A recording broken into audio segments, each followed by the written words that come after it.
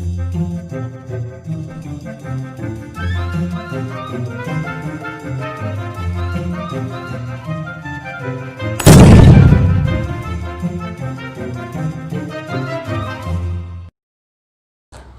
Students, this is Manish Pareek in front of you. Students, हम इस video में बात करेंगे क्लास 10th पर। 10th क्लास में हमने हमारा मेटल नॉन मेटल शुरू किया था, तो उसमें हमने कुछ प्रॉपर्टीज़ पढ़ी थी। हमने उनके अंदर डिफरेंस देखा था कि मेटल नॉन मेटल के अंदर क्या डिफरेंस होता है। इस क्लास में हम फर्दर बात करते हैं मेटल नॉन मेटल से। तो अब हम बात करेंगे रिएक्शंस पर कि मेटल कैसे रिएक्ट करते हैं किसी भी सब्सटेंस के साथ, या हम बात करें केमिकल प्रॉपर्टीज़ ऑफ मेटल। इसमें हम बात करेंगे केमिकल प्रॉपर्टीज़ ऑफ मेटल्स कि मेटल्स की केमिकल प्रॉपर्टीज़ क्या हैं, कैसे मेटल्स जो हैं वो रिएक्ट करते हैं अदर सब्सटेंसेस से। ठीक है, इसमें हम पहले पढ़ेंगे how metals react with oxygen कि मेटल्स जो हैं वो कैसे रिएक्ट करते हैं किसके साथ में, ऑक्सीजन के साथ में। तो स्टूडेंट्स, प्रीवियस क्लास में वैसे मैं आपको बता चुका हूँ ऑक्साइड के बारे में। तो जनरल जो होते हैं, जो मेटल्स होते हैं आपके, वो आपके ऑक्सीजन के साथ रिएक्शन करते हैं और क्या बनाते हैं, मेटल ऑक्साइड्स बनाते हैं। क्या बनाते हैं, मेटल ऑक्साइड्स बनाते हैं। ठीक है, इसमें अलग अलग मेटल की अलग अलग तरीके से रिएक्शन होती है, अलग अलग उसकी रिएक्टिविटी होती है। तो सबसे पहले अगर हम बात करें पहला हमारा कि सोडियम की रिएक्शन की बात करें किसके साथ में, ऑक्सीजन के साथ में। तो जो आपका सोडियम है वो किस तरीके से रिएक्ट करता है, वो रिएक्ट करता है क्योंकि सोडियम एक बहुत ही क्या है, रिएक्टिव मेटल है, इसलिए ये आपका ऑक्सीजन के साथ कैसे रिएक्ट कर लेता है, रूम टेम्परेचर पे, यानी कि बहुत ही नॉर्मल कंडीशन के अंदर रिएक्ट करता है और क्या बना देता है, सोडियम ऑक्साइड बना देता है। क्या बना देता है, सोडियम ऑक्साइड। ठीक है, बिल्कुल इजीली, क्योंकि ये बहुत रिएक्टिव मेटल है, सोडियम ऑक्साइड। ठीक है, नेक्स्ट अगर हम बात करें सेकंड मेटल की, अगर हम बात करते हैं मैग्नीशियम के साथ में, तो मैग्नीशियम भी क्या करता है, रिएक्ट करता है O2 के साथ में। लेकिन मैग्नीशियम जो है आपका वो O2 के साथ में रूम टेम्परेचर पे रिएक्ट नहीं करता, क्योंकि मैग्नीशियम की जो रिएक्टिविटी है वो सोडियम से क्या होती है, थोड़ी कम होती है, इसलिए रूम टेम्परेचर पे रिएक्ट नहीं करता। ये थोड़ा हाई टेम्परेचर पे रिएक्ट करता है, हाई टेम्परेचर, थोड़ा सा हाई टेम्परेचर हो, या इसको हम कह सकते हैं कि हीटिंग भी कहते हैं, कि हीट करना पड़े थोड़ा इसको। और जो मैग्नीशियम की बर्निंग की एक कैरेक्टरिस्टिक फीचर है वो क्या है कि ये जो मैग्नीशियम है ये बर्न करना है, बर्न्स विद वाइट लाइट। ये जो आपका मैग्नीशियम है ये कैसे बर्न करेगा, वाइट लाइट के साथ में, यानी कि जलता भी रहेगा और आपको हल्की सी वाइटिश लाइट दिखती रहेगी, और क्या बना देगा, मैग्नीशियम ऑक्साइड बना देगा। क्या बना दिया, ये मैग्नीशियम ऑक्साइड। ओके, तो चीज़ें बढ़ी। सोडियम क्या करेगा, रूम टेम्परेचर पर रिएक्शन करेगा, काफ़ी वॉयलेंट जो है उसकी रिएक्टिविटी वॉयलेंट होती है, तो ये जल्दी से क्या बना देगा, सोडियम ऑक्साइड बना देगा। उसके बाद रिएक्ट करेगा मैग्नीशियम आपका, और मैग्नीशियम रिएक्ट करके क्या बना देगा, मैग्नीशियम ऑक्साइड बना देगा। लेकिन ये जो रिएक्शन होगी वो क्या होगी, थोड़ी हाई टेम्परेचर पे होगी, थोड़ा सा हाई टेम्परेचर देना पड़ेगा, थोड़ी सी हीट देनी पड़ेगी, और ये जो मैग्नीशियम है वो कैसा होगा, बर्न विद वाइट लाइट। ये वाइट लाइट के साथ में क्या होगा, बर्न होगा। नेक्स्ट देखते हैं इसकी रिएक्टिविटी हम, और किस मेटल के साथ कैसे रिएक्ट करता है। थर्ड अगर हम बात करें जिंक ऑक्साइड के साथ में कि कैसे रिएक्ट करता है, थर्ड रिएक्शन में अगर हम बात करें किसके साथ में, जिंक के साथ में इसकी रिएक्शन। तो जिंक के साथ भी ये क्योंकि जिंक हमारा ज़्यादा एक्टिव मेटल नहीं है as compare to sodium magnesium, इनसे इनकी जो रिएक्टिविटी होती है वो कम होती है, तो इसके लिए हमें क्या करना पड़ता है, हाई टेम्परेचर, या हम कहें प्रोलॉन्ग्ड हीटिंग करनी पड़ती है, प्रोलॉन्ग्ड हीटिंग। इसके लिए भी हमें थोड़ा ज़्यादा ही टेम्परेचर देना पड़ता है, और क्या बनता है इसके साथ में हमें, जिंक ऑक्साइड बनता है, जिंक ऑक्साइड ये हमें मिलता है। इसकी जो कैरेक्टरिस्टिक फीचर है वो क्या है कि ये जो जिंक ऑक्साइड जलेगा, ये कैसा जलेगा, ये ब्लूइश लाइट के साथ जलेगा। ये भी आपका बर्न करने लग जाता है, जिंक भी Burns with bluish light, bluish light जलेगा किसके साथ में, ब्लूइश लाइट के साथ में, यानी कि जलता भी रहेगा, हल्की हल्की आपको जो ब्लू फ्लेम है वो भी इसके अंदर दिखती रहेगी जिंक के साथ में।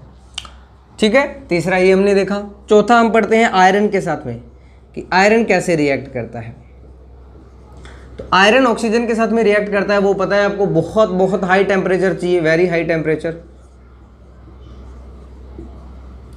लेकिन इसकी खास बात क्या है, इट डज नॉट बर्न, कि आयरन जो है वो बर्न नहीं करता, जलने नहीं लग जाता, बस वो हीट होता है बहुत और क्या बना देता है, फेरिक ऑक्साइड या iron oxide, Fe3O4 iron oxide बना देता है। लेकिन ये बर्न नहीं होता, ध्यान रखना स्टूडेंट्स में, आयरन क्या नहीं करेगा, बर्न नहीं करेगा। ठीक है, फिफ्थ हम बात करें कॉपर की, तो कॉपर बहुत ही लेस रिएक्टिव है, बहुत ही क्या है, लेस रिएक्टिव है। इसके लिए भी हमें बहुत हाई टेम्परेचर चाहिएगा या प्रोलॉन्ग्ड हीटिंग चाहिएगी, इसके लिए भी प्रोलॉन्ग्ड हीटिंग। ये भी डज नॉट बर्न, इसका भी, ये भी बर्न नहीं करेगा।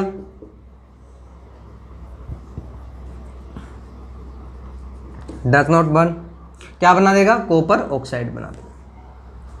तो ये मेन हमने बात की क्या, कि मेटल ऑक्साइड कैसे कैसे होते हैं, किस तरीके से रिएक्शन करते हैं। तो अगर मैं ऑक्साइड के टर्म में बात करें तो हम की रिएक्टिविटी की, तो सोडियम सबसे ज़्यादा रिएक्ट, फिर हमारा मैग्नीशियम, फिर हमारा जिंक, फिर हमारा आयरन और फिर हमारा कॉपर। ये इसकी रिएक्टिविटी है कि सबसे ज़्यादा रिएक्टिव कौन हो गया, क्या मोस्ट रिएक्टिव है हमारा सोडियम। मैं इसके बाद रिएक्टिविटी सीरीज भी लिखाऊंगा आपको, मोस्ट रिएक्टिव। और कॉपर क्या होगा हमारा, लेस रिएक्टिव। ठीक है, इस तरीके से रिएक्ट करते हैं किसके साथ में, ऑक्सीजन के साथ में, और क्या बनाते हैं, ऑक्साइड बनाते हैं। ओके, अब हम बने कि इसका अगर मैं आपको बताऊं कि इलेक्ट्रॉनिकली कैसे कैसे वेरी करते हैं, यानी कि इलेक्ट्रॉनिकली ये देखें कि कैसे रिएक्शन होती है मेटल की ऑक्सीजन के साथ में, तो वो समझो कि इलेक्ट्रॉनिकली कैसे चेंजेस होता है। कि हम देखते हैं मैग्नीशियम ऑक्साइड का फॉर्मेशन कैसे होता है। ये मैग्नीशियम लिया हमने, ठीक है, ये ऑक्सीजन लिया हमने।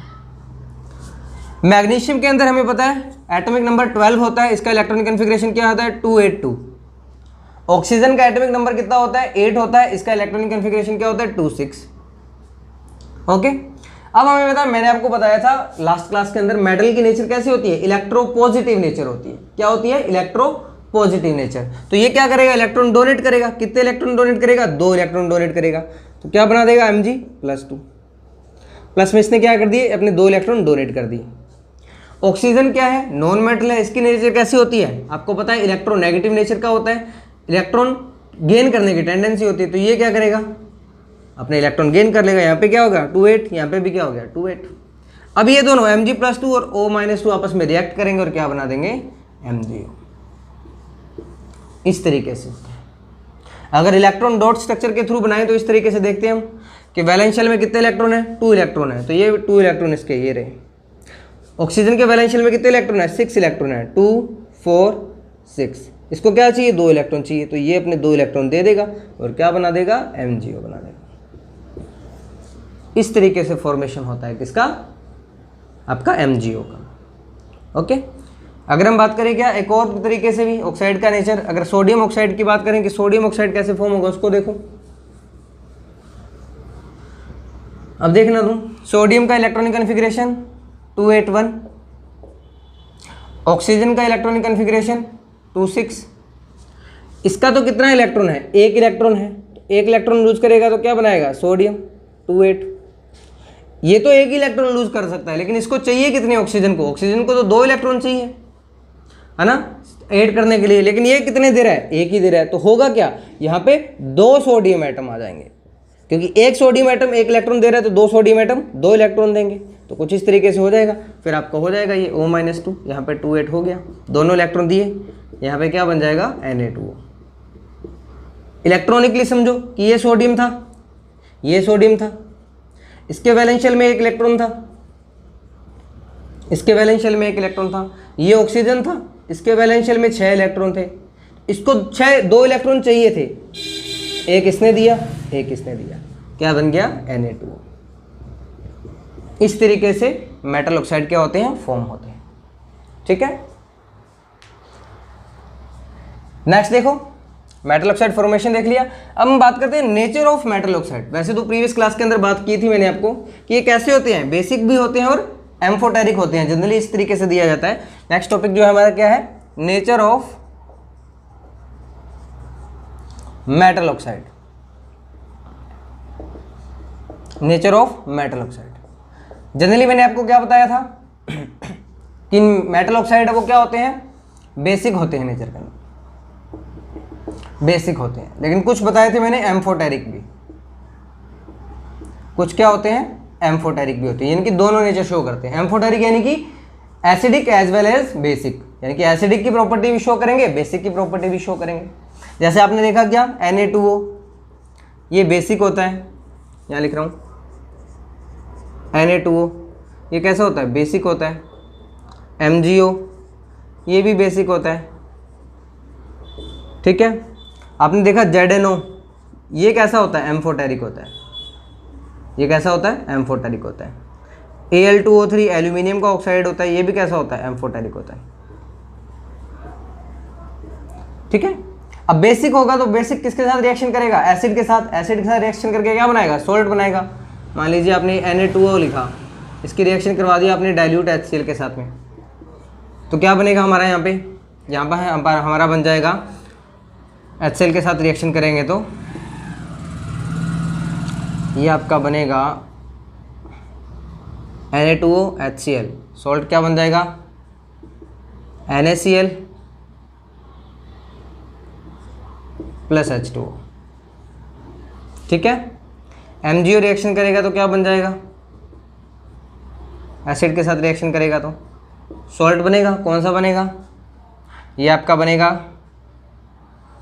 MgCl2 plus H2O, salt plus water बन जाएगा। और ये जो आपका सोडियम ऑक्साइड है, ये वाटर के साथ रिएक्शन करके क्या बनाता है, बेस बनाता है, NaOH, एल्कलाइज जिसको बोलते हैं आप। ये क्या बनाता है, बेस बनाता है। बेस का काम क्या होता है, ये रेड लिटमस को इसमें कन्वर्ट कर देता है, रेड को ब्लू लिटमस में कन्वर्ट कर देता है। और क्या होता है, एक हमारे पास इंडिकेटर होता है फिनोफ्थलीन, फिनोफ्थलीन उसको कैसे करता है, वो कलरलेस होता है, तो कलरलेस फिनोफ्थलीन को कैसे कर देता है, पिंक कर देता है। ये आइडेंटिफिकेशन होती है बेस की, कि रेड लिटमस को ब्लू में करेगा, इंडिकेटर होता है फिनोफ्थलीन, उसको कैसा करता है, कलरलेस टू पिंक में कन्वर्ट कर देता है, ठीक है। तो ये तो क्या थी हमारे नॉर्मल ऑक्साइड। अब एम्फोटेरिक ऑक्साइड, एम्फोटेरिक ऑक्साइड का मैंने क्या बताया कि कैसे होते हैं ये, acid as well as base, यानी कि ये एसिड के साथ भी रिएक्ट करेंगे और बेस के साथ भी रिएक्ट करेंगे। देखो ZnO की बात करें, ZnO अगर बेस की तरह बिहेव करेगा तो एसिड के साथ रिएक्शन करेगा, कैसे करेगा, H2SO4 क्या बना देगा, zinc sulphate, zinc sulphate plus water. तो ये तो इसने एसिड के साथ रिएक्शन कर ली, क्या बना दिया, जिंक सल्फेट। लेकिन अगर ये बेस के साथ रिएक्शन करेगा NaOH के साथ में, तो क्या बनाएगा, तो भी सॉल्ट बनाएगा। सॉल्ट कौन सा होगा, Na2ZnO2, सोडियम जिंकेट, क्या बनेगा, सोडियम जिंकेट प्लस में वाटर। ऐसे ही एल्यूमिनियम ऑक्साइड हमने बात की थी Al2O3, ये भी क्या होता है, एम्फोटेरिक होता है। तो ये किसके साथ रिएक्शन करेगा, एसिड के साथ रिएक्शन करेगा, तो क्या बना देगा, Al2SO4 whole thrice, aluminium sulphate plus water. और अगर बेस के साथ रिएक्शन करेगा Al2O3 प्लस NaOH, तो क्या बना देगा, कोरस्पॉन्डिंग क्या बनाएगा आपका, सॉल्ट। तो एल्यूमिनियम जिंकेट बना देगा ये क्या बनाएगा, एल्यूमिनियम जिंकेट, ठीक है। ये क्या बन गया, एल्यूमिनियम जिंकेट प्लस वाटर। इस तरीके से ये क्या होते हैं, एम्फोटेरिक ऑक्साइड्स होते हैं, जो एसिड और बेस दोनों के साथ रिएक्शन करते हैं, जिंक ऑक्साइड, एल्यूमिनियम ऑक्साइड, ठीक है। अब नेक्स्ट प्रॉपर्टी की बात करते हैं। ये तो कैसे बात की हमने कि मेटल्स कैसे रिएक्ट करते हैं ऑक्सीजन के साथ में। नेक्स्ट हम बात करते हैं कि how metal reacts with water, water के साथ कैसे रिएक्शन करते हैं, देखते हैं उसको भी।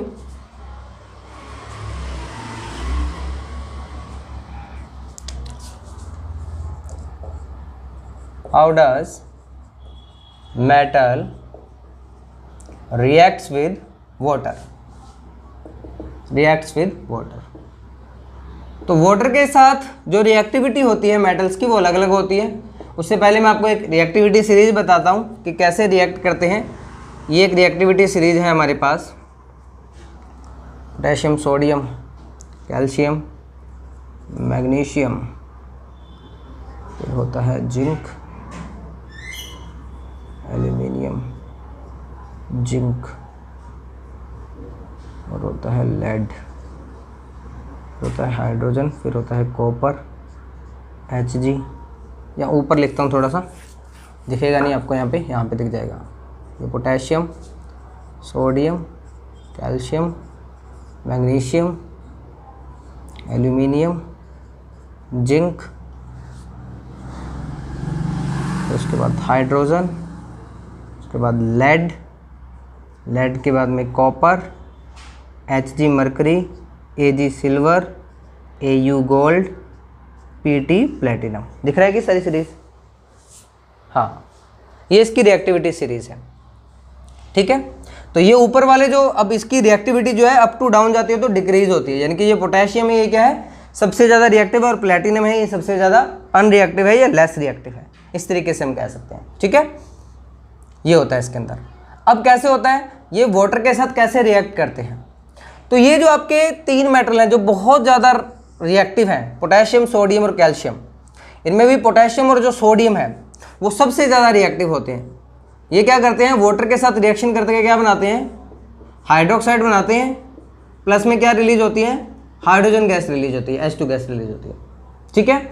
और ये जो रिएक्शन है ये बहुत ही वॉयलेंट होती है, एक्सोथर्मिक रिएक्शन। एक्सोथर्मिक मैंने आपको बताई थी, बहुत सारी क्या होती है, हीट रिलीज होती है। क्या होती है, हीट रिलीज होती है। तो जैसे आपने मान लीजिए किसी कंटेनर में इनको डाला, मान लीजिए पानी था,